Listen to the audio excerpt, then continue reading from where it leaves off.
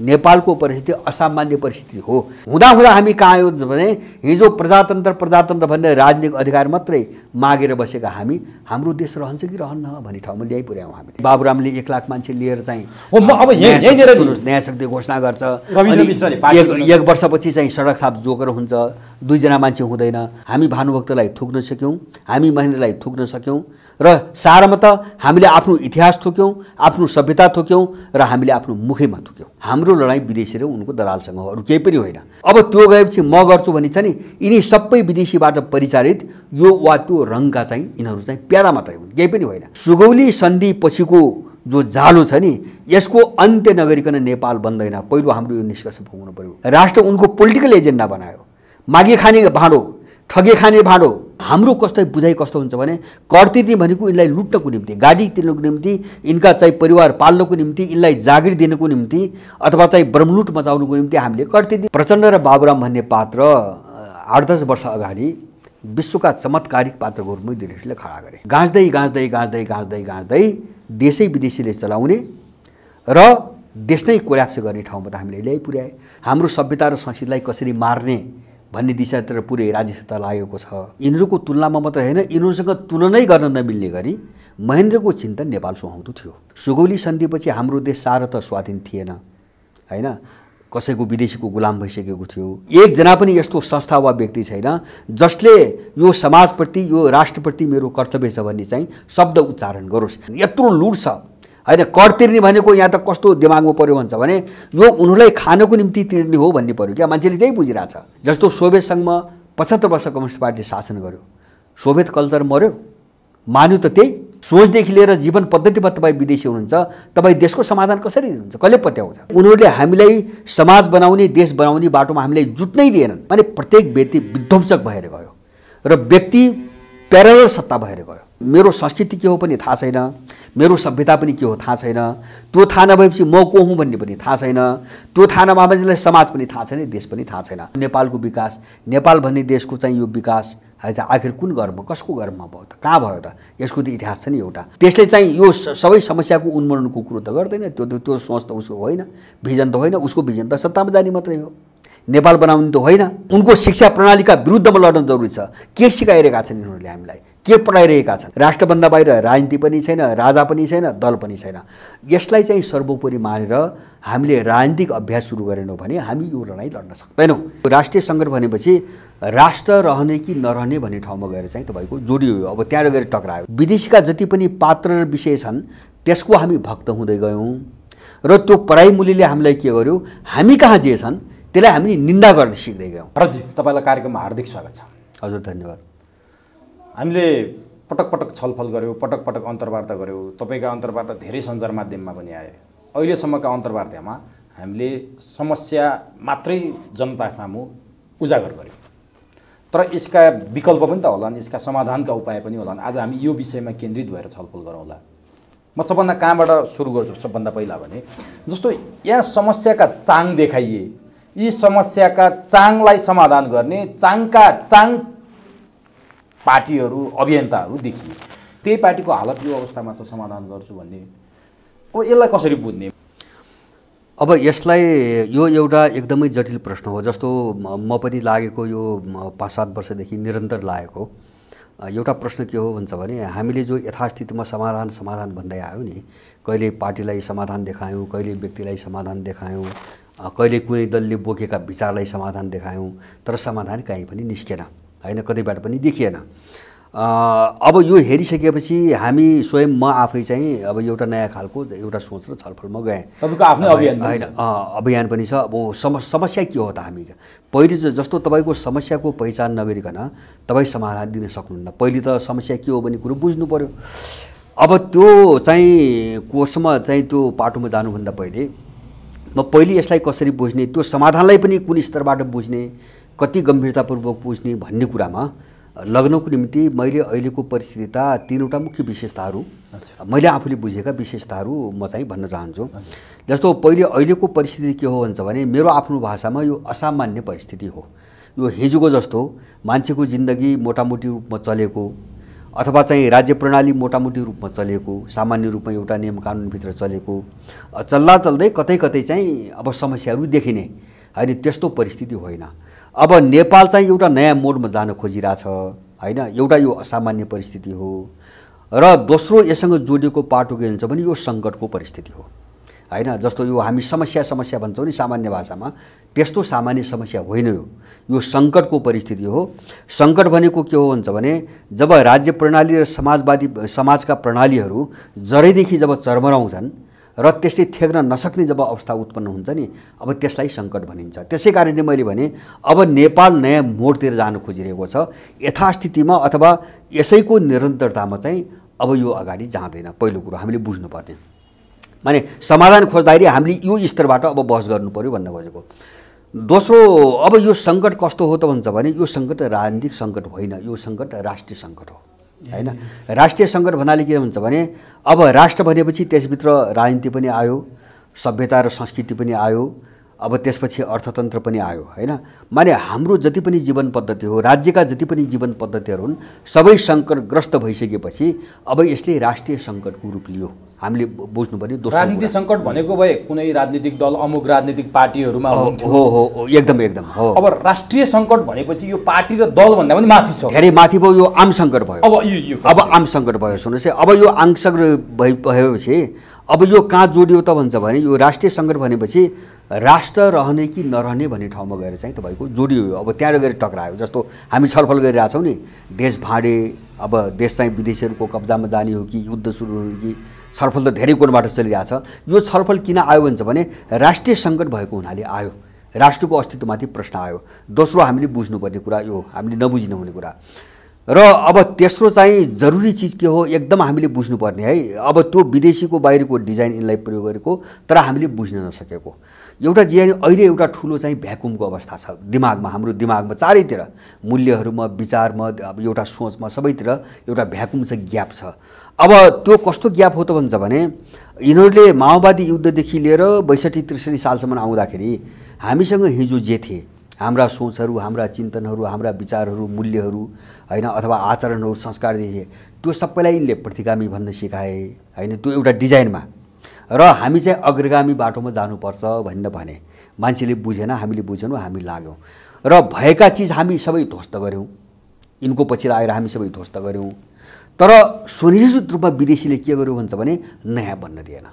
सुन्नुहोस् है, त्यहाँ त नयाँ बन्न दिने ध्वस्त भयो, प्रेरित गर्यो हो, नयाँ बन्न सकेन। जस्तो अहिले हामीले विकल्प भन्छौँ नि, विकल्प त छैन केही पनि हैन, सामान्यतः हेर्दाखेरि केही पनि विकल्प छैन। त्यसकारणले पुरानोको चाहिँ विसर्जन भयो हैन, नयाँ बन्न सकेन। अनि एउटा ग्यापिक एउटा के अरे चाहिँ खाली ठाउँ, भ्याकुम क्रिएट भयो हैन। अब त्यो भ्याकुममै यिनीहरू खेलिरहेको स्थिति हो। यिनीहरू भन्नाले विदेशीहरू, विदेशी र तिनका दलालहरू जो सत्ता दलको नाममा छ नि, यही भ्याकुममा उनीहरू खोजिरहेछन्। त्यो भ्याकुम कस्तो छ त भन्छ भने अब यिनीहरू अपराधी हुन् भन्ने कुरो सबैलाई महसुस त भयो हैन, तर ठोस र भरपर्दो विकल्प त आउन सकिरहेको छैन, चाहँदै पनि सकिरहेको छैन। अब यो चाहिँ तपाईँको ग्याप जो हुन् नि, यसलाई कसरी पूर्ति गर्ने भने ठुलो समस्या छ यहाँ हैन।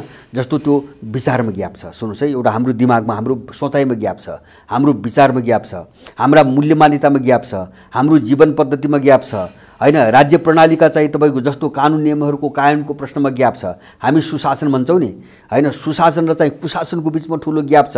चारैतिर एउटा चाहिँ शून्यताको अवस्था खडा गरेर उनीहरूले त्यो शून्यता, जस्तो दिमाग पनि जो शून्यताको अवस्थामा छ नि त, एउटा अकर्मण्यता, अन्योलता, किम कर्तव्य विमूढता हैन, के गर्ने के नगर्ने हो, यो खालीपनभित्र खतरनाक चिज भरिकन हैन, उनले त्यहाँ चाहिँ एउटा चाहिँ नेपाल विरोधी एउटा चाहिँ तपाईँको विषाक्त चिज भरिकन अब नेपालीहरूलाई नेपालको विरुद्धमा एउटा बमको रूपमा प्रयोग गर्ने डिजाइनमा उनीहरू आइरहेका छन्। यति चाहिँ हामीले बुझ्नु पर्यो। नेपालै नरहने खतरा भनेको यही हो त। यो हो, सुन्नुहोस्, मूल सब अहिलेको परिस्थिति है डरलाग्दो। एउटा मैले भने एउटा चाहिँ देश नयाँ मोडतिर गइसकेको छ है, यथास्थितिमा देश चल्दैन, रोकिनेवाला छैन हैन, छैन। दोस्रो मैले जोड दिएँ, यो सङ्कटको अवस्था हो र सङ्कट पनि राष्ट्रिय सङ्कट हो, अरू सङ्कट होइन। हामी चाहिँ यो दल कि त्यो दल भनेर लाग्यो भने देश डुब्छ। त्यही भएर मैले राष्ट्रिय सङ्कट भने अब सङ्कट राष्ट्रिय सङ्कट हो। हाम्रो लडाइँ विदेशी र उनको दलालसँग हो, अरू केही पनि होइन। होइन, यहाँ कुनै दलसँग होइन। दलसँग जस्तो दलीय परिवर्तन भएर चाहिँ यहाँ केही पनि हुँदैन, हामीले देखिरहेछौँ। र तेस्रो मैले भने जो एउटा रिक्तताको अवस्था छ नि, मानसिक रिक्तता, सबैतिर रिक्तता छ नि, यसलाई कसरी पूर्ति गर्ने भन्ने एउटा समस्या छ। यो 3 खालको परिस्थिति हाम्रो अगाडि मैले देखिरहेको छु। अब यो परिस्थितिको बिचमा हामी कहाँ फसिरहेका छौँ त सुरु हुन्छ भने म चाहिँ हाम्रो आन्तरिक समस्याको विषयमा म अलिकति पछि जाउँला।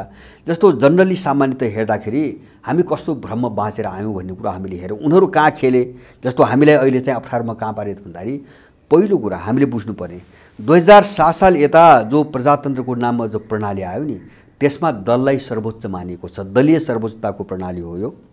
हामीले दललाई सर्वोच्च मानेर आयौँ, होइन। अब दलको नाममा उनीहरूले एउटा पर्खाल खडा गर्थे, होइन। दललाई सर्वोच्च मान्यौँ र हामीले के भन्यौँ त भन्छ भने अहिलेको मान्यता के हो त भन्छ भने दल भनेको प्रजातन्त्र अथवा प्रजातन्त्रको पर्याय दल हो भन्ने ठाउँमा हामी गयौँ। अब दल प्रजातन्त्रको पर्याय भएपछि त दलको विकल्पमा त कुरा गर्न भएन, हामीले त्यहाँ फसाए। दल नै प्रजातन्त्रको पर्याय हो भने दलका विरुद्धमा त कुरा गर्न त भएन, हामीले त्यहाँ फसाए, त्यो स्कुलिङमा फसाए। त्यस कारणले यिनले जे गरे पनि हाम्रो नीति के भयो भन्छ भने यिनीहरूको परिधिभन्दा बाहिर गएर विकल्प खोज्न नसक्ने ठाउँमा हामी पुग्यौँ, होइन। एउटा स्कुलिङ उनीहरू निर्विकल्प बने, त्यो सोच एउटा स्कुलिङ त्यो आयो। त्यसले गर्दाखेरि दलको अब जस्तो अहिलेका जो दलहरू छन् यिनको विकल्प छ भन्ने स्कुलिङ भइदिएको भए हामी यो समाधान अलि पहिले नै भेट्थौँ। हामी त्यहाँ गएनौँ, हामीलाई एउटा चाहिँ त्यो गत्यावरोधमा हालियो। पहिलो कुरो मैले देखेको। तर त्यति बेला दलको विकल्प राजा थिएनन्, होइन। अब राजा पनि होइन, म अलिकति गएर जाउँ। जस्तो दलको विकल्प चाहिँ तपाईँको राजा मात्रै, अब राजा होला एक कोणबाट, जस्तो राजनीतिक क्षेत्रमा अथवा चाहिँ राष्ट्रियताको प्रश्नमा विकल्प थिए, राजाहरू धेरै विकल्प थिए। तर मैले अब जस्तो नेपाल जुन सङ्कटको अवस्थामा देख्यो नि, अब यसको हामीले समग्र चाहिँ विकल्पको कुरा गर्नु, समग्र समाधानको कुरा गर्नु पर्यो। अब त्यो गर्दाखेरि एउटा भ्रम चाहिँ हाम्रो के भयो भन्छ भने दलीयता नै प्रजातन्त्र हो भने भ्रम भयो हामीलाई, होइन। अथवा दल नरहे अथवा यी दल नरहे प्रजातन्त्र दल नरहे त संसारै ठप्प हुन्छ भन्ने मानसिकता हामीमा बढियो एउटा। अर्को कुरो दलको विरोध गर्नु प्रतिगमन हो भन्ने भयो, होइन। स्कुलिङ त त्यो आयो, दलको विरोध गर्नु प्रतिगमन हो भन्ने आयो। अब तेस्रो चाहिँ तपाईँको समस्या के आयो भन्छ भने अब त्यति बेला जस्तो दोस्रो विश्वयुद्धको पछिको परिस्थितिमा जस्तो अन्तर्राष्ट्रिय सहयोगको नाममा भन्नुहोस् न, जस्तो एउटा कुनै पनि ठुलो देशले अर्को देशमाथि हस्तक्षेप गर्दा त्यसलाई हामीले भाइचारा सहयोग भन्ने बुझ्यौँ। किन वातावरण माहौल त्यस्तै थियो, दोस्रो विश्वयुद्धपछिको माहौल त्यस्तै थियो। जस्तो इन्डियनहरूले यहाँ जे गरे पनि त्यसलाई काङ्ग्रेसले भाइचारा सम्बन्ध पनि, भाइचारा सहयोग पनि व्याख्या गर्यो, होइन। जस्तो राजनीतिक परिवर्तनदेखि लिएर, होइन, सुरक्षाको क्षेत्रमा अथवा चाहिँ अर्थतन्त्रको क्षेत्रमा उनको जो लगाम नियन्त्रण हो त्यसलाई भाइचारा सम्बन्ध भन्न थाल्यो। जस्तो कम्युनिस्ट आन्दोलन पनि त्यहीको वैदेशिक हस्तक्षेपको सामान्यकरण गर्ने, त्यसलाई भाइचारा सम्बन्ध पनि व्याख्या गर्ने। यसले चाहिँ हामीमा अर्को भ्रम सिर्जना गर्यो, माने हामीले चाहिँ देश बुझ्ने दिशातिर हामी जान सकेनौँ, होइन। अब अर्को चाहिँ पाँचौँ समस्या मैले हामीमा क्रिएट भएको भ्रम के हो भन्छ भने हामीले यथास्थितिभित्र हुने परिवर्तनलाई हामीले चाहिँ तपाईँको वास्तविक परिवर्तन मान्यौँ, होइन। जस्तो मैले यो भन्न खोजेको सुगौली सन्धिपछि हाम्रो देश सारत स्वाधीन थिएन, होइन। कसैको विदेशीको गुलाम भइसकेको थियो, होइन। विभिन्न खालका सन्धि सम्झौताहरूले उनले चाहिँ च्यापिसकेका थिए। अब 1950 को सन्धिमा आउँदाखेरि त तपाईँको इन्डियाले चौतर्फी आफ्नो नियन्त्रण चाहिँ तपाईँको बनाइसकेको थियो नेपालमा। त्यही यथास्थितिभित्र हुने राजनीतिक सत्ता र आर्थिक सत्तामा हुने हेरफेरलाई हामीले परिवर्तन भनेर गलत ढङ्गले बुझौँ, होइन। अब त्यो राज्यको संरचना बदल्नुपर्छ, होइन, समाजको संरचना बदल्नुपर्छ, मूल्य मान्यता बदल्नुपर्छ भन्ने दिशातिर हामी गएनौँ कि, होइन। जस्तो राजनीतिक सत्तामा चाहिँ पावरमा चाहिँ एउटा दलको ठाउँमा अर्को दल जाला अथवा कुनै एउटा व्यक्तिको ठाउँमा अर्को व्यक्ति जाला, स्वामित्वमा त परिवर्तन आयो नि, राजनीतिक स्वामित्वमा परिवर्तन आयो। अनि त्यसले चाहिँ निश्चित रूपमा अर्थतन्त्र पनि त्यसैले कन्ट्रोल गर्छ, होइन। अर्थतन्त्रको स्वामित्वमा परिवर्तन आयो, यही नै क्रान्ति हो भने भ्रममा हामी पुग्यौँ।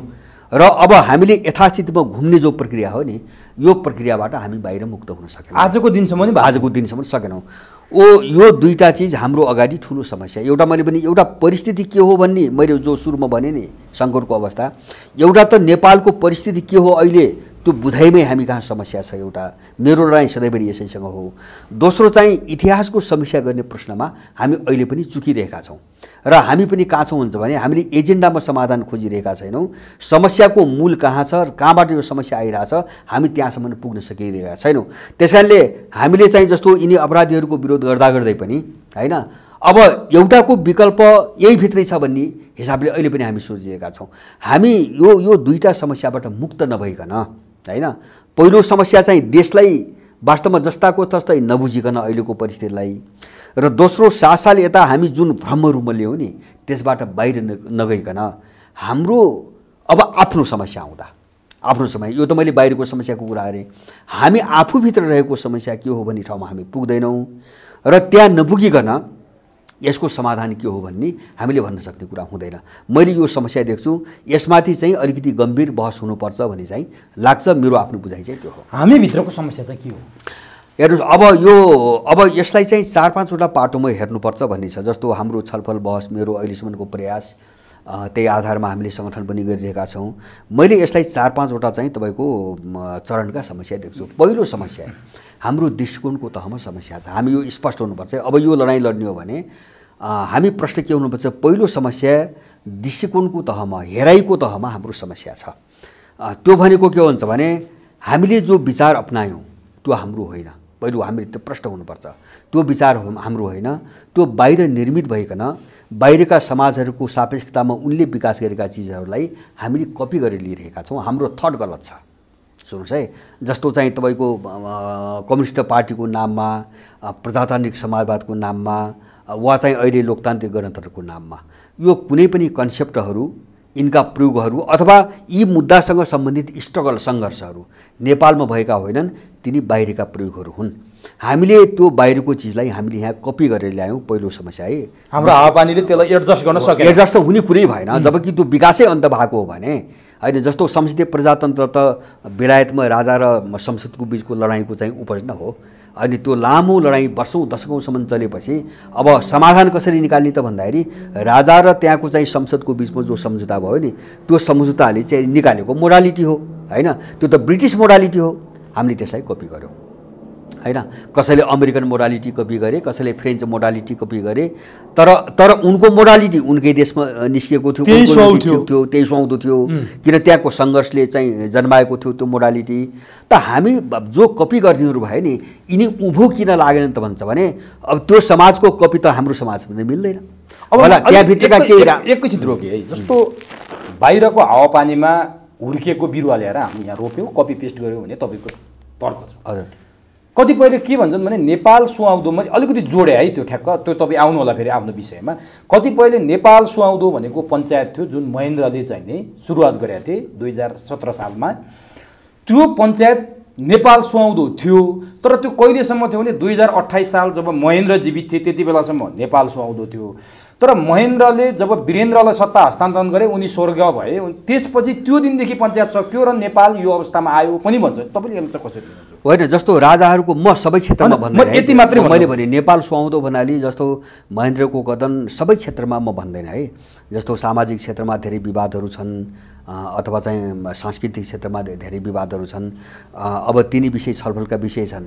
अब सबै 100% नेपाल सुहाउँदो त म त्यो निष्कर्षमा पुग्न सक्दिनँ। तर म के भन्न सक्छु भन्छ भने यिनीहरूको तुलनामा मात्र होइन यिनीहरूसँग तुलनै गर्न नमिल्ने गरी महेन्द्रको चिन्तन नेपाल सुहाउँदो थियो हैन।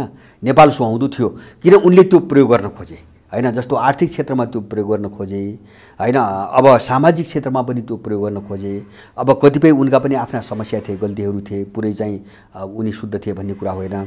तर चाहिँ यो 7 सालपछि यता आइसकेको इतिहास हेर्नुहुन्छ भने पञ्चायती व्यवस्था महेन्द्रको परिकल्पना नै त्यस्तो परिकल्पना हो जो तुलनात्मक रूपमा नेपाल सुहाउँदो नेपाली माटोमै भएको नेपाली माटो अनुसार लग्न खोजिएको थियो हैन।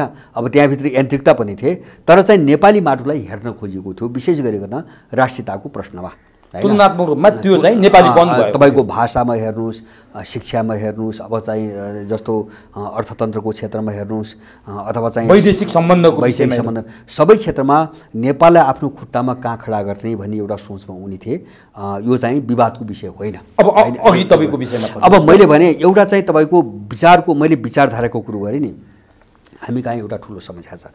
ठिक छ, हामीले चाहिँ अमेरिका, युरोपमा अथवा चाहिँ रुसमा, चीनमा भएका राम्रा चिजहरूलाई आत्मसात गर्न सक्छौँ, तर त्यो हाम्रो परिस्थितिमा अपडेट गरिकन, हाम्रो सापेक्षतामा अनुकूल बनाइकन र मूलत नेपाल के हो भन्ने कुरालाई मियोमा राखिकन त्यो चिजहरूलाई मिलाउन सकिन्थ्यो, होइन, नेपालीकरण गरेर लान सकिन्थ्यो। हामी त्यो नेपालीकरण गर्ने दिशा पनि गएनौँ। हाम्रो आफ्नो आइडियोलोजी के हो भन्ने कुरामा पनि हामी गएनौँ। सबै आयातित भयो। पहिलो समस्या यो दृष्टिकोणभित्रको पहिलो समस्याको कुरा गर्दैछौँ। अनि यो विचारले, आयातित विचारले के गर्यो, दुईवटा समस्या खडा गरिदियो। एउटा समस्या, हामीमा जति पनि मूल्य मान्यताहरू विकास भए तिनी सबै त्यही विचारमाथि आधारित भए, होइन, अनि ती मूल्यहरू पनि सबै आयातित भए। किन त्यही आयातित विचारमाथि विकास भएका मूल्यहरू त आयातित हुन्छन्। अब त्यो आयातितपनाले हामी कहाँ के गरिदियो भन्छ भने हामीमा पढाइ स्कुलिङ निर्माण गरिदिएको। सुन्नुहोस् है, हामी चाहिँ विदेशीका जति पनि पात्र र विषय छन् त्यसको हामी भक्त हुँदै गयौँ र त्यो पढाइ मूल्यले हामीलाई के गर्यो, हामी कहाँ जे छन् त्यसलाई हामीले निन्दा गर्न सिक्दै गयौँ, होइन। जस्तो हामी भानुभक्त भन्दा शेक्सपियरको गीत गाउनुको निम्ति गीत गाउँदा हामीले आफू गर्व लाग्न थाल्यो, होइन। यहाँका यत्रो प्रजातन्त्रका अभ्यास छन्। गौतम बुद्धको जनपददेखि लिएर, शाक्य वंशको जनपददेखि लिएर पृथ्वीनारायण शाहका पालासम्मका यस्ता सुन्दर अभ्यासहरू छन्।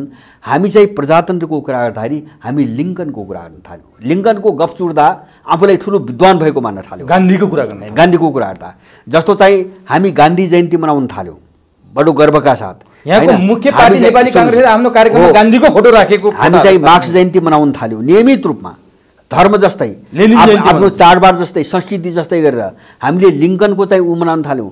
तर हामी जसरी उनीहरूप्रति आसक्त हुँदै गयो नि त्यही तुलनामा, त्यही अनुपातमा हामी पृथ्वीनारायणलाई थुक्न सक्यौँ, हामी भानुभक्तलाई थुक्न सक्यौँ, हामी महेन्द्रलाई थुक्न सक्यौँ र सारमा त हामीले आफ्नो इतिहास थुक्यौँ, आफ्नो सभ्यता थुक्यौँ र हामीले आफ्नो मुखैमा थुक्यौँ।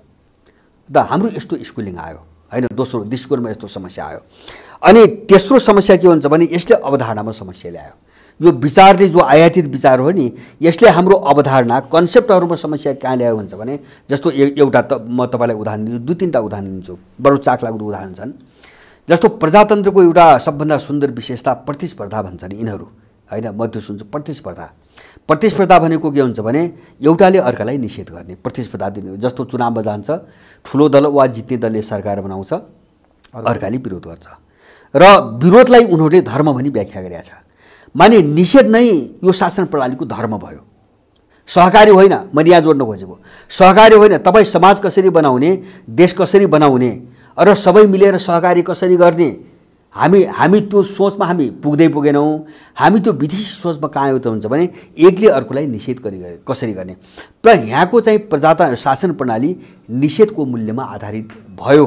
हामी त्यसरी गयौँ र यो निषेधले के गर्यो, जहिले पनि विध्वंस गर्यो, होइन। किन भन्छ भने प्रतिपक्षको धर्म विरोध हो भन्छ नि। जस्तो अस्ति पनि काङ्ग्रेसले भनिरहेछ प्रतिपक्षको धर्म विरोधलाई उनले धर्म बनाइरहेछन्। यो शासन प्रणालीमा विरोधलाई, निषेधलाई धर्म बनाएका छन्।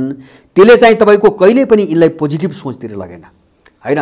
प्रतिपक्षपछि विरोध गर्नु पर्यो, नत्र भने त प्रजातन्त्रको अर्थ रहँदैन। अब यो मूल्य कहाँबाट आयो भन्छ भने युरोपियनहरूको सभ्यता हो यो, होइन। हामी त्यहाँ फस्यौँ। हाम्रो चाहिँ मूल्य, पूर्वीय सभ्यताको मूल्य हाम्रो सहकार्य समन्वयको मूल्य हो, होइन। यहाँको सभ्यता हेर्नुहुन्छ भने उनको निषेधको मूल्य हो। अब यो डेमोक्रेसीको यो प्रजातन्त्र निषेधमा आधारित उनीहरूले किन गरे भन्छ भने उनको राष्ट्र निषेधको प्रक्रियाबाट बनेको छ। जस्तो हाम्रो राष्ट्र समन्वयको प्रक्रियाबाट बनेको हो पूर्वीय राष्ट्रहरू। जस्तो यहाँ कुनै व्यक्तिलाई जस दिइँदैन, राष्ट्र निर्माणको निम्ति कुनै व्यक्ति र जातिलाई जस दिइँदैन। यहाँ सबैको योगदानको चर्चा गरिन्छ। जस्तो रुसमा चाहिँ तपाईँको बिस्मार्कले चाहिँ के अरे जर्मनीमा बिस्मार्कले जर्मनको एकीकरण गरे, रुसमा पिटर द ग्रेटले गरे, होइन। सबै देशमा आफूले गरेका छन्। यहाँ पृथ्वीनारायण शाहले कुरा गरे। तर चाहिँ पिटरको कुरा हुँदाखेरि पिटरको कुरो हुन्छ त्यहाँ, र पिटरले नेतृत्व गरेको जातिको, रुसी जातिको कुरा हुन्छ, होइन। अब बिस्मार्कले एउटा प्रतिनिधित्व गरेको जातिको कुरा हुन्छ।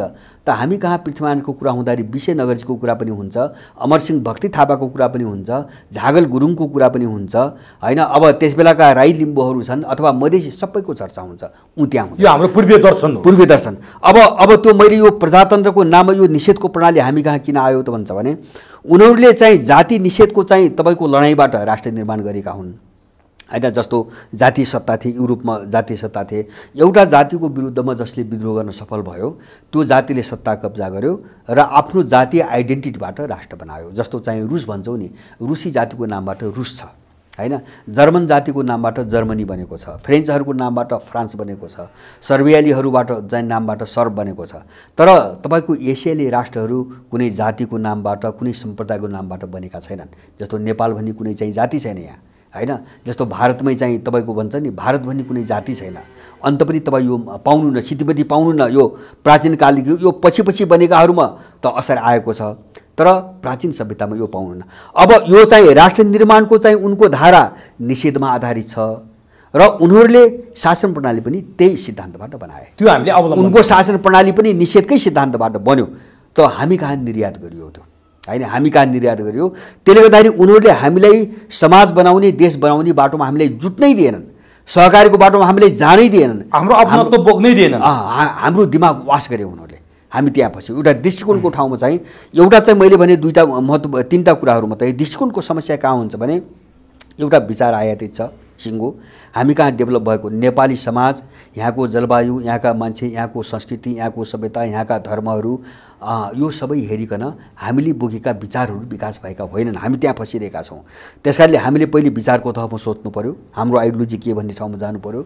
दोस्रो चाहिँ यो विचारले निर्माण गरेका मूल्यहरू सबै विदेशी मूल्यहरू छन्, आयातित छन्, हामी त्यहाँ जानु पऱ्यो। र तेस्रो चाहिँ यसबाट बनेका कन्सेप्टहरू चाहिँ सबै विदेशी छन्, सबै आयातित छन्, हामी यो पुनर्विचार गर्नु पऱ्यो। जस्तो मैले प्रजातन्त्रको एउटा कुरा गरेँ। अर्को कुरो चाहिँ म अर्को एउटा टिपिकल एकदम चाहिँ ध्यान दिन लागि एउटा, जस्तो अहिले नेपालमा चाहिँ तपाईँको अधिकार अधिकार अधिकार अधिकार भन्छ। जो पनि अधिकार, व्यक्तिलाई पनि अधिकार चाहियो, जातिलाई पनि अधिकार चाहियो, समुदायलाई पनि अधिकार चाहियो, पार्टीलाई पनि अधिकार चाहियो। कर्तव्यको कुरा नि मान्छे एकजना पनि तपाईँ भेट्नुहुन्न। एकजना पनि यस्तो संस्था वा व्यक्ति छैन जसले यो समाजप्रति, यो राष्ट्रप्रति मेरो कर्तव्य छ भन्ने चाहिँ शब्द उच्चारण गरोस्। किन यो अधिकारको कुरो यो पश्चिमी सभ्यता हो। जस्ता हामीले आधुनिकतावाद भन्छौँ नि, जब त्यो आधुनिकतावादले व्यक्तिलाई सेन्टरमा राख्यो, व्यक्ति स्वतन्त्रताको नाममा व्यक्तिलाई सेन्टरमा राख्यो, व्यक्तिलाई सार्वभौम बनायो र समाज र राष्ट्र निषेध गर्दै गयो, हो त्यसैको परिणाम अहिले कोरोनाको नाममा चाहिँ पश्चिमी जगत विध्वंसको जो चाहिँ सङ्घारमा आइपुगेको छ नि, त्यो विस्फोट हुन थाल्यो। त्यो अराजकता अब विस्फोट हुन थाल्यो। हामी त्यही व्यक्ति स्वतन्त्रतालाई आत्मसात गर्दाखेरि हामी चाहिँ अब अधिकार भन्ने हामीले कसरी बुझ्न थाल्यौँ त यहाँ भन्नुहुन्छ भने होइन, त्यही व्यक्ति स्वतन्त्रताको त्यही आधुनिकताको नारा हो जो पाश्चात्य जगतको चाहिँ मूल्य भन्छ उनीहरू। अब कर्तव्य मेरो केही पनि छैन, म समाजमा बसेको मान्छे हुँ, म बाहेक त यहाँ त लाखौँ मान्छे छन् नि होइन। उनको अधिकार के हो त्यो पनि मलाई मतलब छैन, मैले समाजमा गर्नुपर्ने कर्तव्य के हो, ड्युटी के हो त्यो पनि मलाई मतलब छैन, मलाई अधिकार चाहियो। माने प्रत्येक व्यक्ति विध्वंसक भएर गयो र व्यक्ति प्यारलल सत्ता भएर गयो होइन। तपाईँको एउटा समुदाय, एउटा ग्याङ चाहिँ समानान्तर सत्ता भएर गयो। अनि चाहिँ तपाईँको यस्तो त सयौँ चिज छन्, यहाँ संस्था सय छन्, व्यक्ति लाखौँ छ। अब सबैलाई सेन्टर बनाइदिएपछि, सबैले एकलाई अर्कालाई नमान्ने समानान्तर सत्ता भएपछि राष्ट्र विघटन भयो कि भएन? अब समाज विघटन भयो कि भएन? हामी त्यहाँ फस्यौँ। त्यहाँ यो कन्सेप्टको कुरा आएर मैले अवधारणा मूल्य कस्तो पुगिरहेछौँ। म तेस्रो अर्को एउटा राम्रो उदाहरण दिन्छु। जस्तो अहिले चाहिँ तपाईँको मूल्य, जस्तो मान्छेले यत्रो कर, अहिले 13 छ, अहिले यो लकडाउनमा कर बढाइरहेछ, मान्छेलाई थाहा छैन। कर चाहिँ 13 छ सबै नागरिकलाई होइन। अब एउटा जिल्लामा तिर्नुपर्ने कर, अनि चाहिँ तपाईँको नगर अथवा गाउँपालिका स्तरमा तिर्नुपर्ने कर, अनि तल चाहिँ वडा स्तरमा तिर्नु कर होइन। एउटा सामान्य कारोबार गर्ने मान्छेले 3 ठाउँ कर तिरिरहेको छ, तर मान्छेलाई केही गर्न सकिरहेको छैन। यत्रो लुट छ होइन। कर तिर्ने भनेको यहाँ त कस्तो दिमागमा पऱ्यो भन्छ भने यो उनीहरूलाई खानको निम्ति तिर्ने हो भन्ने पऱ्यो क्या, मान्छेले त्यही बुझिरहेछ। अनि त्यो कन्सेप्ट कहाँ आयो भन्छ भने त्यो विदेशी कन्सेप्ट हो। लुट्ने, जनताले तिरेको कर लुट्ने, त्यो त चाहिँ तपाईँको यो माफिया अर्थतन्त्रको कन्सेप्ट हो। हामी त्यो कन्सेप्ट, मैले अवधारणाको कुरा गर्दैछु, कर 2टा चिजको निम्ति तिरिन्छ होइन। हामी यो सिद्धान्त जनतालाई बुझाउन सकेनौँ। पहिलो कुरो त राज्यबाट पाउनुपर्ने सुविधाहरू नागरिकले पाउनुपर्छ, राज्यले दिने सुविधाहरू त्यो नागरिकले पाउनुपर्छ र कर तिरे बापत राज्यले नागरिकको सुरक्षा गर्नुपर्छ। यो 2टा कुराको निम्ति कर तिरिन्छ। तर कहाँ गरेको छ? अब हाम्रो कस्तो बुझाइ कस्तो हुन्छ भने कर तिर्ने भनेको यिनलाई लुट्नको निम्ति, गाडी तिर्नको निम्ति, यिनका चाहिँ परिवार पाल्नको निम्ति, यिनलाई जागिर दिनको निम्ति अथवा चाहिँ ब्रह्मलुट मचाउनुको निम्ति हामीले कर तिर्ने भन्ने बुझिरहेछ मान्छेले। अब यो कन्सेप्टको कुराहरूको मैले यस्तो घातक कन्सेप्ट बोकेर हामी बसिरहेका छौँ। यो कन्सेप्ट पनि आयातित कन्सेप्ट हो, यो आयातित कन्सेप्ट हो होइन, अहिलेको नवोदारवादी कन्सेप्ट हो। अहिले जो बजार अर्थतन्त्र भन्छ नि, जो पश्चिमाहरूले यहाँ लादे नि हो, त्यो कन्सेप्ट हो। यो यिनले चाहिँ तपाईँको जस्तो कमिसनखोरी, घुसखोरी अथवा चाहिँ तपाईँको यो लुटलाई यो सुविधा भन्छ नि उनीहरू होइन, भिआइपी भिभिआइपी भन्छन् हामी सुन्छौँ नि, यिनलाई सुविधा। एकचोटि राष्ट्र भयो भने त्यो बाँच्दासम्म चाहिँ तपाईँको जनताको कर लुटेर खाइरहेछ यहाँ होइन। भने यो कन्सेप्ट त उनको कन्सेप्ट हो, लुटेराहरूको कन्सेप्ट हो। त यो कन्सेप्ट बदल्न सकेनौँ भने अब हामी यो पनि नेपाल विघटनको खतरा, नेपाल विघटनको खतरा। माने एउटा चाहिँ दृष्टिकोणको तहमा समस्या, पहिलो समस्या मैले। तर मान्छेहरू यो चुरो कुरो यो जरासम्म गएर कसैले सोचेन क्या यो हो, सोच हामी त्यही फसिरहेका छौँ। मैले यो बहस कसरी चलाउने, जस्तो मैले भन्छु नि, मैले अब एउटा विकल्प मैले बारम्बार जो भन्छु नि, मैले धेरै चिजहरूमाथि बहस गरेर त्यो भनेको हो होइन। मैले एउटा चाहिँ म यो सक्छु, एउटा मैले दृष्टिकोणको तहमा मैले 3टा समस्या भने, विचारको समस्या, मूल्यको समस्या र अवधारणाहरूको समस्या। अब दोस्रो समस्या कहाँ छ भन्छ भने हाम्रो जीवन पद्धतिमा समस्या। विचारमा मात्रै क्लियर भएर हुँदैन। अहिले हामी जो छौँ हामी नेपाली छैनौँ, काहीँ पनि नेपाली छैनौँ है। उनीहरूले कसरी मार्दिए, जस्तो राष्ट्र मार्नको निम्ति, समाज मार्नको निम्ति त्यो विदेशीले के गर्छ भन्छ भने पहिले व्यक्ति मार्छ। त्यो व्यक्ति मार्ने भने के हुन्छ भने उसको संस्कार र इतिहास मार्छ पहिले।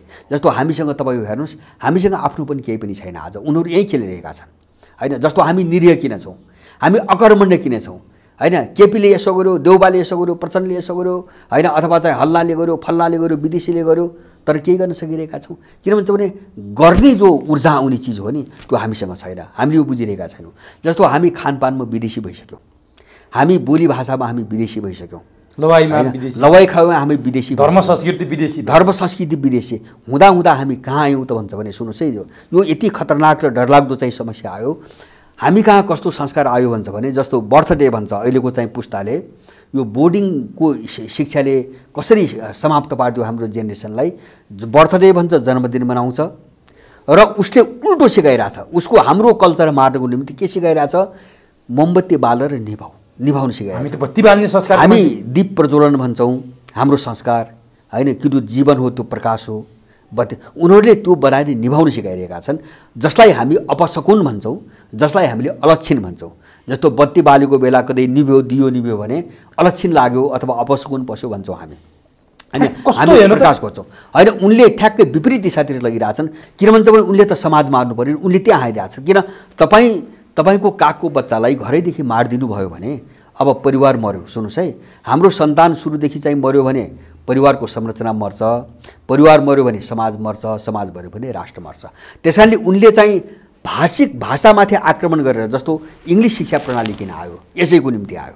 त्यो भाषा मात्रै आएको छैन, उनको स्कुलिङ आइरहेको छ होइन, त्यहाँ उनलाई पढाइएको छ। जस्तो चाहिँ यहाँ चाहिँ तपाईँको पहिले पाठ्यक्रम एक क्लासमा बनाउँदाखेरि यहाँ विदेशीले छलफल कसरी गरे भन्छ भने जस्तो क माने यो, ख माने यो, ग माने गणेश भन्ने पढ्थेँ यहाँ हामीले। हाम्रो पालामा गणेश हामीले त्यही पढ्यो, हाम्रो पालासम्म थियो। तर विदेशी आएर चाहिँ मलाई केही शिक्षक साथीहरूले छलफल गरे, त्यसमा भाग लिएका। त्यो विदेशीहरूले त्यो गणेश कसरी हटाइदियो भन्दाखेरि यो अमूर्त हो, यो गणेश भनेर त हामीले के देखाउने, बुझ्दैन बच्चाले। त्यसैले यसको ठाउँमा गमला राख्ने भने गमला राख्न पठाए। विदेशीहरूले काखमा रहेको बच्चालाई निशाना बनाएर आए। किन उनलाई त एउटा जेनेरेसन उत्पादन गर्नु छ, जो माथि संरचना बनाएछ हाम्रा चाहिँ मूल्यहरूका, त्यसलाई चाहिँ निषेध गर्ने, त्यसलाई समाप्त पार्ने, उनको आफ्नो जनशक्ति उत्पादन गर्नुपर्छ। उनी शिक्षाबाट पसे अनि त्यो आफ्नो शिक्षा पाठ्यक्रममा ढाले अनि त्यसपछि त्यो पाठ्यक्रम मार्फत उनले आफ्नो जीवन पद्धति लागू गरे चारैतिर। अब यसले हामीलाई चारैतिर धराशायी बनायो होइन, धराशायी बनायो। यो पारिवारिक विखण्डन त्यहीबाट आयो। जस्तो अहिले भन्छ नि, नेपालका चाहिँ मलाई लाग्छ तपाईँको 98-99% परिवारमा अहिले कलह छ।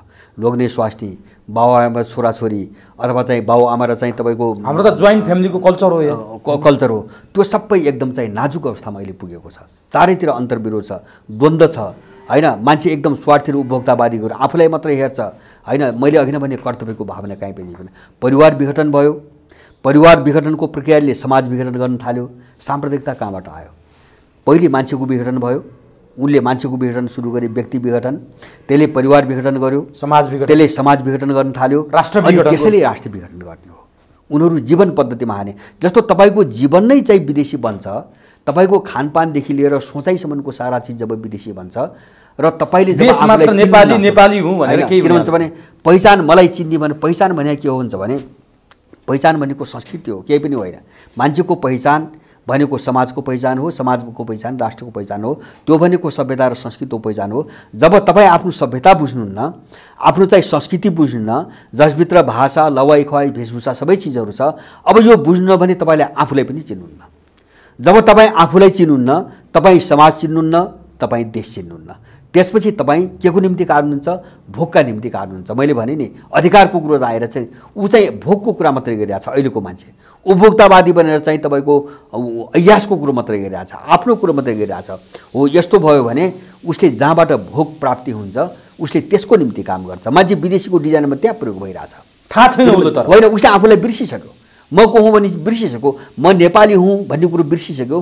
किन बिर्स्यो? उसले आफ्नो जीवन पद्धति छोड्यो, संस्कार संस्कृति छोड्यो, उसले आफ्नो आइडियोलोजी छोड्यो, विचार छोड्यो, उसले आफ्नो अवधारणाहरू छोड्यो, सबै चिज छोडिसकेपछि र तपाईँ म को हुँ भन्ने नै चिन्ने अवस्थामा नरहेपछि त तपाईँको त उपभोगको निम्ति स्वार्थको निम्ति जसको हातमा पनि खेल्नुहुन्छ। तर दलहरूको समस्या त्यही हो। तर एउटा कुरा मैले यहाँ जान्न खोजेँ, जस्तो उनीहरूका संस्कारको कुरा भयो नि, उनीहरूको संस्कार सबै बोक्यौँ, हाम्रो संस्कार सबै बिर्स्यौँ, आज आफै नेपाली भएको हामीले बिर्सिन थाल्यौँ भनेर तपाईँले भनिरहनु भयो नि। जस्तो उनीहरू बर्थडेमा बत्ती निभाउँछन्, हामी त दीप प्रज्वलन गर्ने संस्कारको मान्छे भन्नुभयो नि। हामीले हाम्रो संस्कार किन प्रचार प्रसार गर्न सकेनौँ? हाम्रो संस्कार किन उनीहरूलाई अङ्गालो भन्न सकेनौँ? र उनीहरूकै संस्कार मात्रै हामीले अङ्गालो पर्ने बाध्यता किन आइलाग्यो? हाम्रो दर्शन किन उनीहरूलाई हामीले दिन सकेनौँ? पहिलो कुरो उनले राज्यलाई प्रयोग गरेर राज्य कब्जा गरेर सुन्नुहोस् है, उहाँ त्यहाँबाट मैले भने नि पहिलो यो समस्या शिक्षा प्रणालीबाट आएको छ।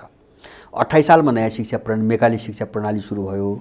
अब त्यसलाई बिस्तारै चरणबद्ध रूपमा ल्याएर चाहिँ अहिले त्यो शिक्षा पाठ्यक्रम के हुन्छ भने नेपालको विषयमा केही पनि पढाइ हुँदैन। जस्तो अहिले चाहिँ स्कुलदेखि लिएर बोर्डिङ स्कुलदेखि लिएर माथि उच्च शिक्षासम्म कलेजहरूसम्म हेर्नुहोस्, नेपालको विषयमा केही पनि पढाइ हुँदैन। विषयवस्तु बाहिरको छ, पात्रहरू विदेशी छन्, मूल्यहरू सबै विदेशी छन्। जस्तो म्यानेजमेन्टमा के पढाइन्छ अहिले, जस्तो कमर्सको चुरो सिद्धान्त के छ भन्छ भने तपाईँ 100 रुपियाँ लगानी गरिकन 1000 रुपियाँ कसरी कमाउने भने त्यो अपराध सिकाइरहेछ क्या, पढाइरहेछ। जस्तो अहिले म्यानेजमेन्टको एउटा चाहिँ सबभन्दा ठुलो चाहिँ समस्या के हो भन्छ भने यो जो जेनेरेसन उत्पादन भइरहेछ नि, 100 रुपियाँ लगानी गरिकन तपाईँले 1000 रुपियाँ कसरी कमाउने भन्ने कुरो म्यानेजमेन्टमा पढाउँछ। भनेपछि 100 रुपियाँ लगानी गरेर 1000 रुपियाँ कमाउने तपाईँ त अपराधी बन्नु पर्यो, होइन? नत्र 900 नाफा त कहीँबाट पनि आउँदैन।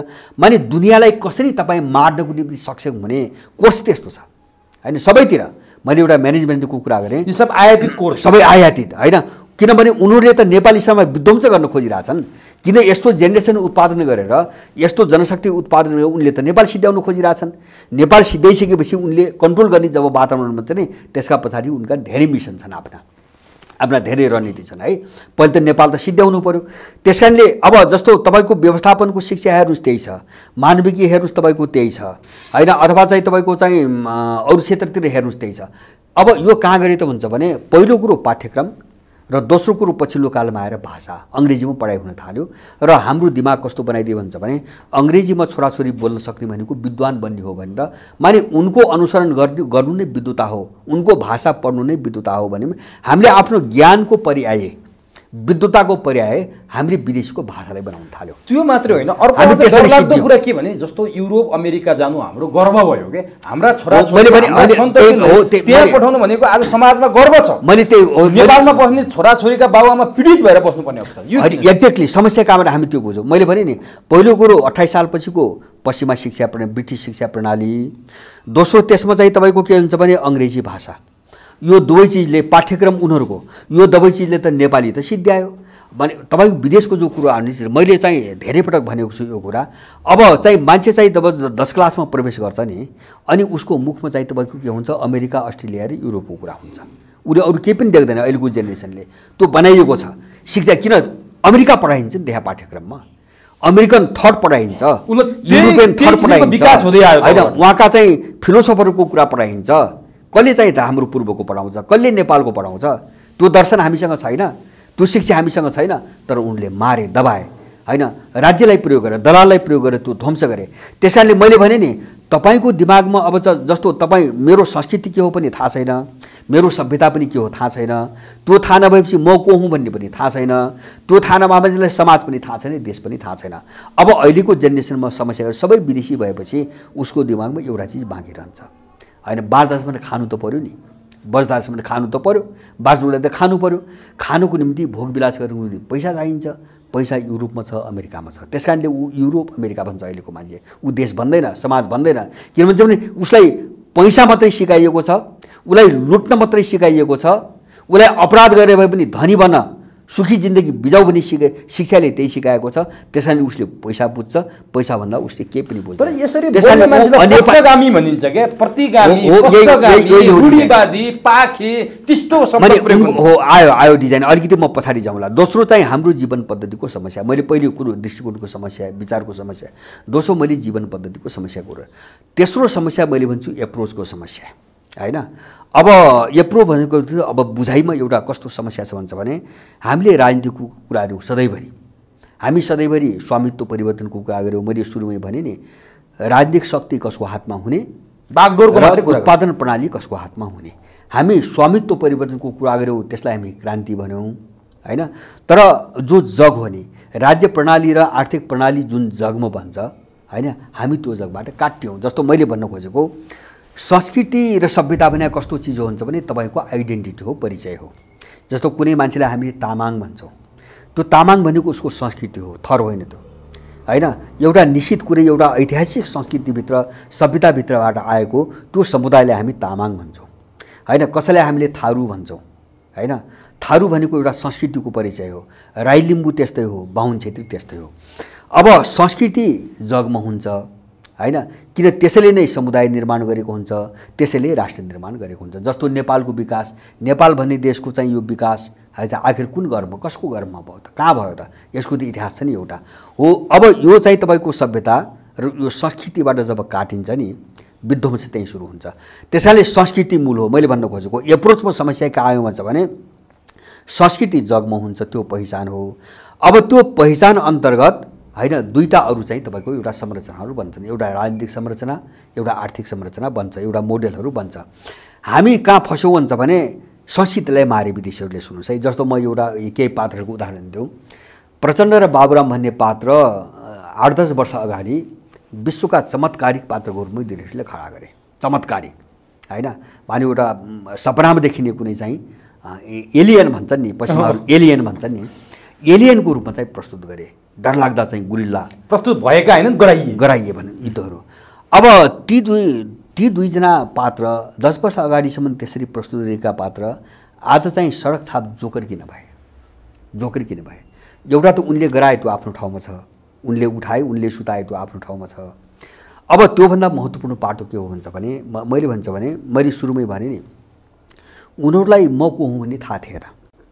मैले कल्चरको कुरा है, सभ्यताको कुरो है, किन उनको सिङ्गो जिन्दगी यहाँको कल्चर र सभ्यतालाई हिट गर्नको निम्ति प्रयोग भए, उनले त्यहाँ गरे। जस्तो युद्धकालभित्र अब यिनी सबै धार्मिक सांस्कृतिक धरोहरमाथि जो निशाना बने नि उनले, सङ्ग्रहालय देखेर मूर्ति मन्दिरसम्म टुप्पी काट्नेदेखि लिएर हत्या गर्नेसम्म हाम्रा धर्मग्रन्थ चलाउने उनलाई विदेशीले प्रयोग गर्यो, सांस्कृतिक मूल्यहरूमाथि एट्याक गर्नको निम्ति प्रयोग गर्यो र कहाँ उठायो, राजनीतिक तहमा उनलाई उठायो। अब उनको राजनीतिक सम्बन्ध भने नि उनीहरूले म को हुँ भन्ने चिनेनन्, बुझेनन्। म नेपाली हुँ भने उनलाई थाहा थिएन, किन भन्छ भने उनलाई संस्कृति पनि थाहा थिएन, त्यहाँ हिट गरे। उनलाई नेपालको सभ्यता पनि थाहा थिएन, त्यहाँ हिट गरे। अब संस्कृति र सभ्यता थाहा नभएपछि आफ्नो परिचय थाहा हुँदैन, माने चेतना हुँदैन मान्छे। उनको अचेत लडाइँ हो क्या मैले भन्न खोजेको। म को हुँ भन्ने चिनेन, अचेत रूपमा लड्यो। अचेत रूपमा लड्ने मान्छे अर्काको निम्ति लड्छ, अर्काको हातबाट चाहिँ तपाईँको प्रयोग हुन्छ, ऊ आफ्नो खुट्टामा लड्दैन, आफ्नो हातबाट लड्दैन। त्यही भएर उनको लडाइँ कहाँ गयो भन्छ भने विदेशीले कहाँ लग्यो, सत्ताको स्वामित्व, राजनीतिक सत्ताको स्वामित्व र आर्थिक सत्ताको स्वामित्वमा उनलाई प्रलोभन दियो, लडायो त्यहाँ। माने 7 सालदेखि हाम्रो एउटा समस्या के हो अहिलेसम्म भन्छ भने मैले पहिले पनि भने राजनीतिक परिवर्तन नै क्रान्ति हो र अब सत्तामा बस्ने मान्छेहरूले जो विकासको नमुना अगाडि सार्छ नि त्यो नै विकास हो भन्ने, जो आर्थिक प्रणाली अगाडि सार्छ त्यो नै परिवर्तन हो, आर्थिक परिवर्तन हो भन्ने ठाउँमा पुग्यौँ। हामीले स्वामित्वको परिवर्तनलाई क्रान्ति भन्यौँ। सुन्नुहोस् है, मेरो जोड यहाँ हो। हामीले स्वामित्वमा हुने परिवर्तनलाई चाहिँ क्रान्ति भन्यौँ, हैन। हामीले चाहिँ जगैदेखिको रूपान्तरण क्रान्ति भन्ने हामीले बुझेनौँ, हैन। अब उनले जस्तो सभ्यता र संस्कृतिमाथि आक्रमण उनले किन गराए त भन्दाखेरि त्यहाँ क्रान्ति हुँदैन। हैन सभ्यता र संस्कृतिमा क्रान्ति हुँदैन त्यो समयको आवश्यकता अनुसार अनुकूल हुँदै जान्छ हैन जस्तो सोभियत संघमा 75 वर्ष कम्युनिस्ट पार्टीले शासन गर्यो सोभियत कल्चर मर्यो मान्यो त त्यही हैन जो उनको पुर्खाले दिएको थियो संस्कृति त त्यही मान्यो हैन जस्तो तपाईको चीनमा अहिले पनि कम्युनिस्ट पार्टीको शासन छ तर माओको कालदेखि अहिले मात्रै होइन अहिले त संसारभरि कन्फ्युसियस इन्स्टिट्युट भन्ने चीनले स्थापना गरिरहेछ आफ्नो आइडेन्टिटीको निम्ति हैन चीनको आइडेन्टिटीमै समस्या आयो चीनलाई कसरी चिनाउने त किन त्यो अहिले अर्थतन्त्र पो अहिले छ त पैसा पो अहिले छ त यो त सधैँ त रहँदैन हैन अहिले चाहिँ उनको हातमा चाहिँ राजनीतिक सत्ता छ सधैँभरि त्यो नरहन सक्छ चीनलाई चिनाउने केले त उसको आइडेन्टिटी उनले त्यो आइडेन्टिटी जब आफू सुपर पावर बन्न थाले नि आफ्नो आइडेन्टिटी क्राइसिस जब चाहिँ देखा पर्यो उनले चीनलाई कन्फ्युसियससँग जोड्न थाले त्यो इतिहाससँग जोड्न थाले हैन हाम्रो त्यहाँ केही पनि भएन जस्तो नेपालको आइडेन्टिटी के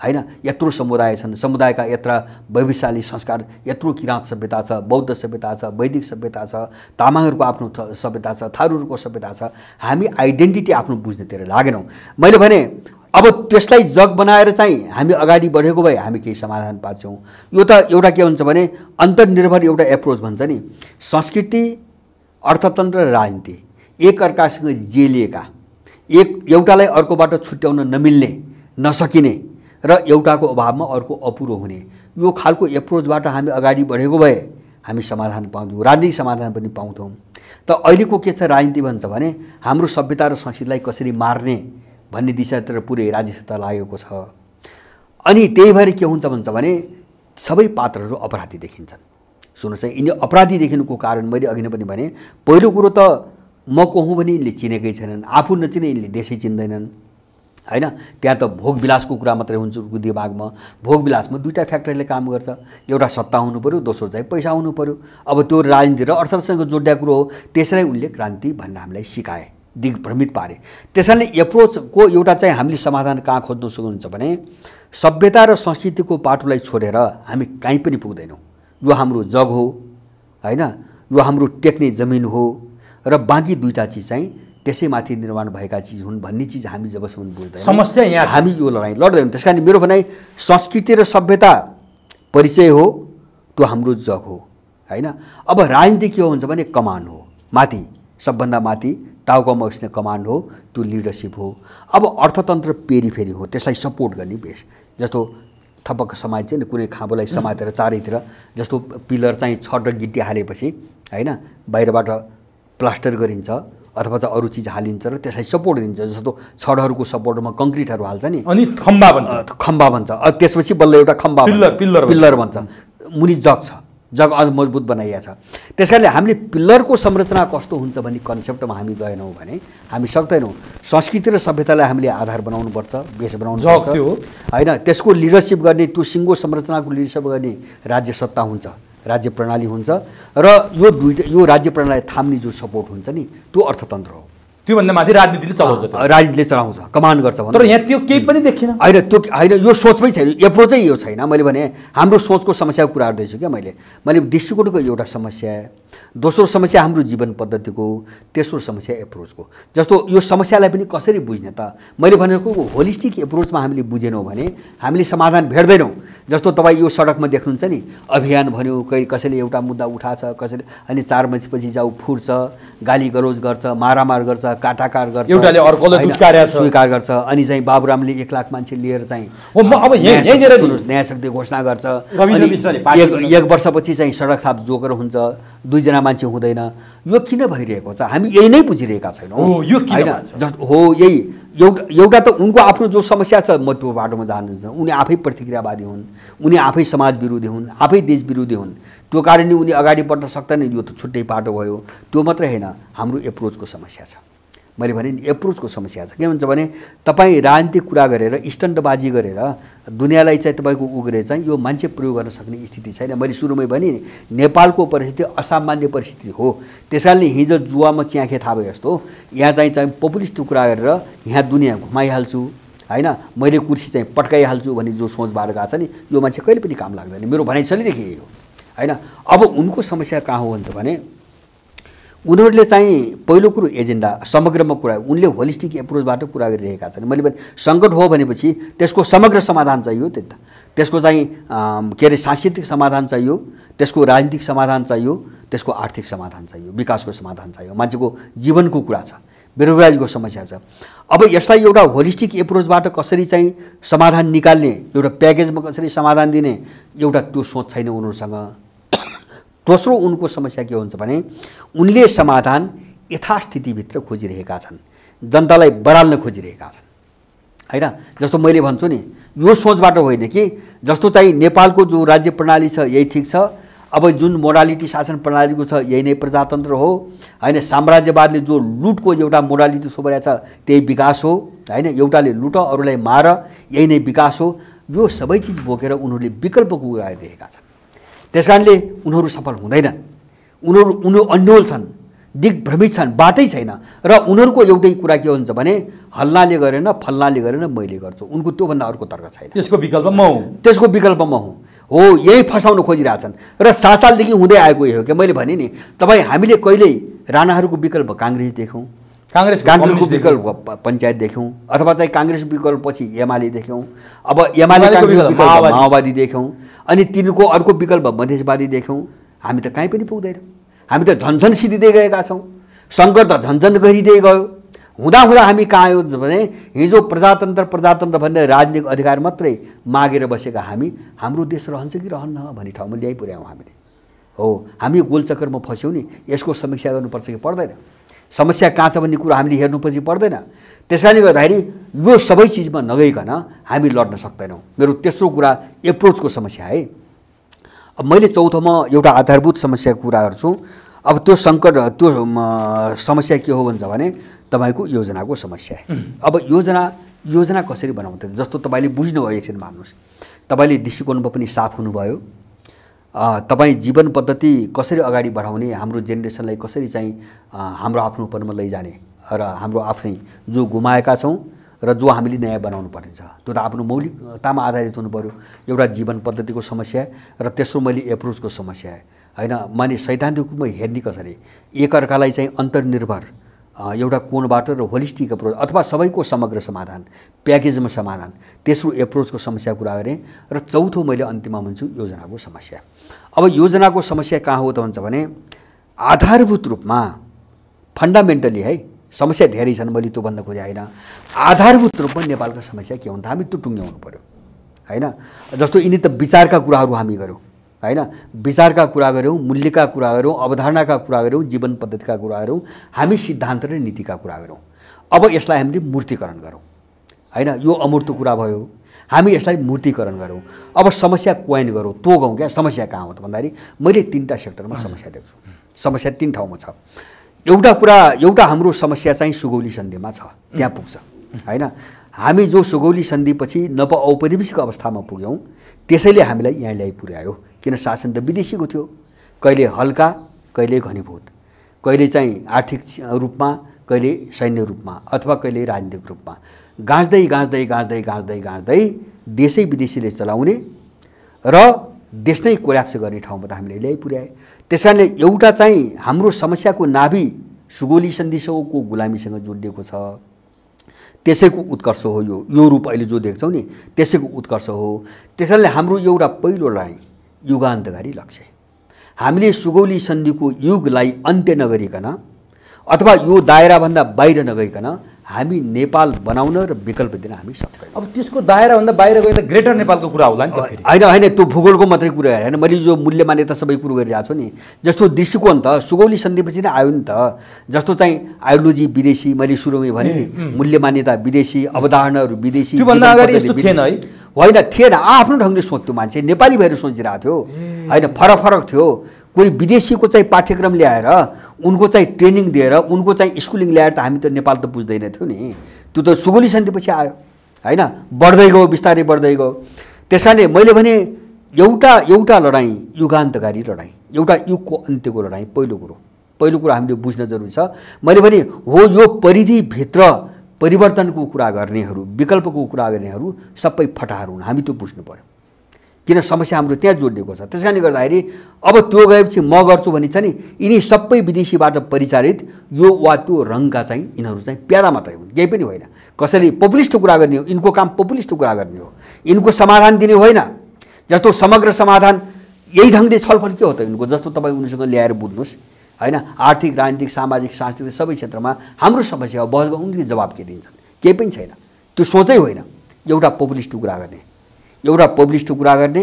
अनि यो अँध्यारो जो अन्यल बढिरहेछ नि, यहाँ च्याखे थाप्ने अनि परिगयो भने एउटा कुर्सी पड्काउने, त्योभन्दा बढी छैन होइन। कुर्सी पड्काउने अब बढीमा चाहिँ प्रधानमन्त्री भनेपछि यो त कुर्सी मेचको खेल जस्तो, मेचको खेल होइन। विदेशीको डिजाइन के हो भन्छ भने, जस्तो तपाईँको काङ्ग्रेस बदनाम भयो होइन, माओवादी उठाए, युद्ध उठाए, माओवादी सही सत्तामा ल्याए, भोलि काङ्ग्रेस बदनाम होला, विकल्प के? जनतालाई त विभाजित त गर्नु पऱ्यो नि। मैले भने पार्टी स्कुलिङ 7 सालपछि गयो भने पार्टी सर्वोपरि छन् होइन, पार्टीको विरोध गर्नु प्रतिगमन हो होइन। यो स्कुलिङ त्यहाँ ल्याएको छ, त्यो स्कुलिङ ल्यायो, पार्टीलाई सर्वोपरि बनायो, राष्ट्रलाई त्यसको अधीनमा राखिदियो, त्यसको राजनीतिक एजेन्डा अन्तर्गत राख्यो राष्ट्रलाई। अनि चाहिँ नेपाली जनतालाई के गर्यो, पार्टीका वरिपरि विभाजित गर्यो, पर्खाल खडा गरिदियो। अब एउटा समुदाय एमाले, अर्को समुदाय काङ्ग्रेस, अर्को माओवादी, अनि अहिले आएर सडकमा चाहिँ कोही चाहिँ नयाँ शक्ति, अनि कोही चाहिँ साझा होइन। भनेपछि त्यो नेपालीहरूलाई कुनै उचित ठिक बाटोमा जान नदिने त्यो डिजाइन हो। किन यहाँबाट रुष्ट भए त्यहाँ फसाइदिने। यिनीहरू सुगौली सन्धिपछि त्यो पेरिफेरी भित्रै घुमिरहेको होइन होइन, त्योभन्दा बाहिर यिनीहरू यहाँ मात्र होइन, त्यही विदेशीको डिजाइनमा घुमाइरहेका छन् यिनीहरूले होइन। किन यो डिजाइनले त के गर्छ भन्छ भने, यहाँ रुष्ट भएको मान्छेलाई त्यहाँ लगेर फसाइदिने।